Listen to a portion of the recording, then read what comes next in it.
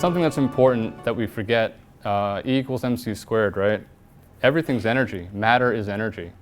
And when you look at it from that perspective, it's easy to go, oh, I'm not separate from everyone.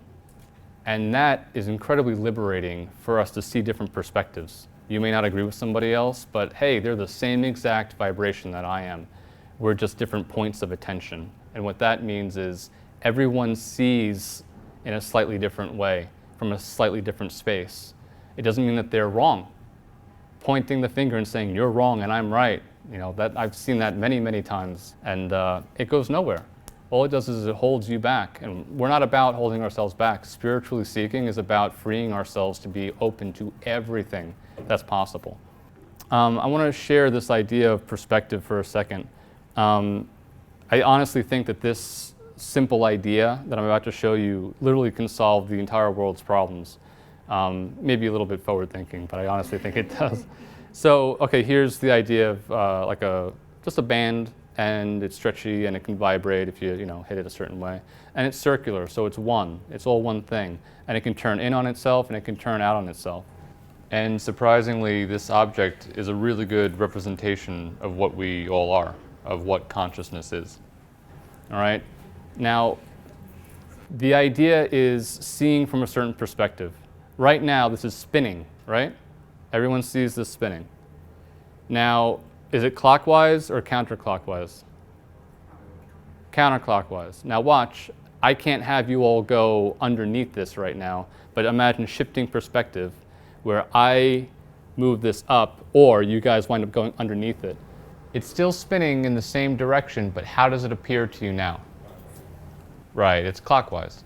Now, if half of the room is above this spinning object and the other half is below, who's right? Who's right? It's perspective. No one's right. Everyone's right. Doesn't matter. What you need to learn from this simple example is the only truth is it's spinning. That's it. It's spinning. The idea of belief versus knowing something. Knowing is that it's just spinning. A belief is that you think it's spinning counterclockwise or spinning clockwise. All right? So knowing something is something that you feel within your heart. It just is what it is, and that's okay. If someone's arguing with you saying, hey, no, this is counterclockwise, you're like, hey, dude, that's cool. All right. No sweat off your back. Let it run like water. You don't have to get caught up in that debate, in that energy, in their belief versus your belief. That is consistent across the board with all of life's problems. It always winds up being this versus that. And we live in duality. We live in a polarized experience here as human beings. And just don't play the game. Know what the game is based on what I just showed you, and you can choose not to play it. All right? You can rise above it. That's being far more aware and far more conscious than just saying, no, this is right, this is wrong, boom, boom, boom. That expands. Beliefs expand to a point of war.